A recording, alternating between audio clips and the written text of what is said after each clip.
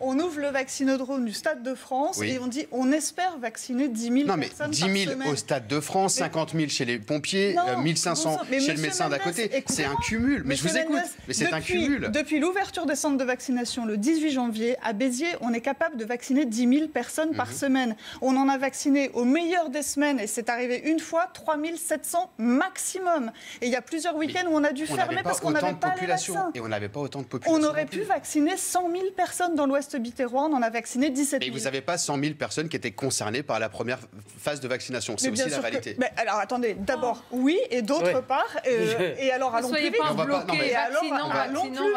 On était sur les messes et les personnes qui ne respectent pas les règles. Si vous voulez revenir sur la vaccination, on l'a fait tout à l'heure. On peut faire le débat, mais ce n'est pas un problème. Non mais monsieur, franchement, si quelqu'un arrive avec une année de moins que le public prioritaire, vaccinez-le, protégez les gens. On ne va pas se dire, écoutez, on prend un tableau Excel. 69 ans, alors ok, donc le premier qui arrive au centre de vaccination, on le vaccine, c'est ça? Mais vous avez des doses qui ont été jetées. Mais on le sait, on en a parlé, on est tous. Alors si quelqu'un arrive pour se faire vacciner, on attend les livraisons. Mais bien sûr, mais je ne dis pas le contraire, je dédouane personne. Je dis juste que c'est pas si simple que ce qu'on veut raconter non plus. C'est aussi une réalité. Mais pourquoi ça a l'air simple ailleurs? Je ne sais pas démagogique, pardon. Dans quel pays c'est simple? Regardons mieux ce qui se passe dans ces pays. C'est aussi ce qu'on exporte dans notre pays.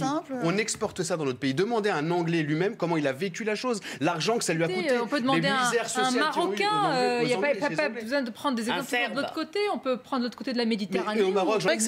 C'est vrai que c'est parfois un peu compliqué, parce que moi, je vois, par exemple, vendredi matin, on a un très beau marché aux fleurs à Béziers, et les fleuristes m'interrogeaient en disant, mais est-ce qu'on revient vendredi prochain ou pas? Alors, je dis, bah oui, évidemment, puisque les fleuristes peuvent être... Ah oui, mais oui, les fleuristes, mais les marchés de plein air qui ne sont pas alimentaires ne sont pas tous autorisés. Donc, vous voyez, des fois... Oui, c'est vrai que là, il y a un accord préfectoral pour les marchés. C'est un peu compliqué, et ça dépend pas forcément du décret, ça peut dépendre aussi de la décision du préfet sur place. Et donc tout est un peu compliqué. Ça va être comme dans les supermarchés, les marchés, vous savez, il va falloir que les gendarmes slalom. Alors là, oui, là, non. Mais non, on n'est pas dans cette logique-là. Après, c'est les préfets et les maires qui en discutent. Et il y a des territoires.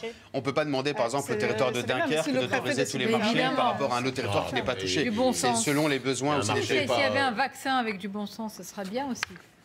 Mais ça, c'est très rare.